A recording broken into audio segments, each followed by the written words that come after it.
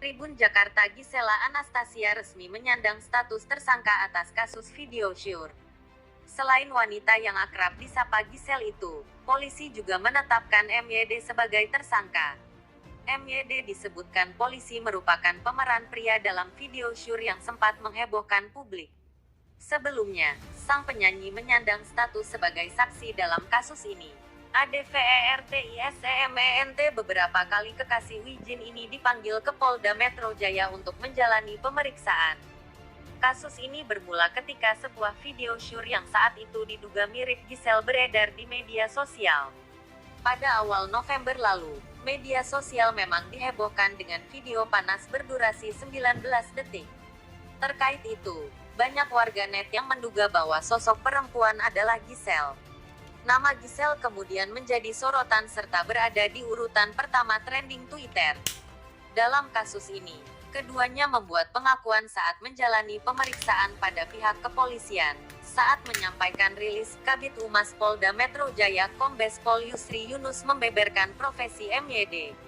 Ia menerangkan, pemeran laki-laki dalam video syur Gisel bukanlah seorang publik figur, melainkan seseorang yang bekerja sebagai wira swasta. Dan quote, kerjanya dia itu wira swasta ya, bukan publik figur. Dan quote, terang Kombes Pol Yusri Yunus diberitakan Kompas.com. Meski begitu, ia enggan mengungkapkan siapakah sosok dari MYD secara detail. Selain itu, Kombes Pol Yusri Yunus pun masih belum mengatakan soal hubungan antara Gisel dengan MYD. Dari penyidik yang melakukan pemeriksaan, terungkap motif membuat video tak senonoh ini, yang mana baik Gisel dan MYD bersedia untuk merekam adegan mereka tersebut.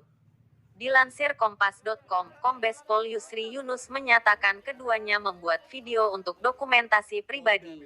Dan quote, kalau ditanya motif, alasannya untuk dokumentasi pribadi. Dan quote, jelas Kombes Pol Yus dalam beberapa kali pemeriksaan, baik Gisel dan MYD mengakui bahwa keduanya yang menjadi pemeran dalam video syur. Hal ini dikuatkan dengan hasil para ahli forensik serta IT yang memeriksa video tersebut.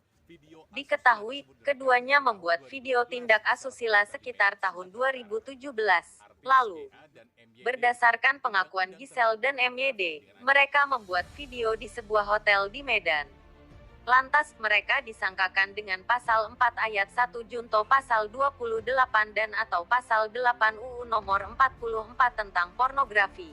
Dan quote, kemudian sekarang ini gelar perkara yang kita lakukan sore kemarin, menaikkan status dari saudari Ga dan saudara MYD sebagai tersangka. Dan quote, jelas Kombes Pol Yusri Yunus.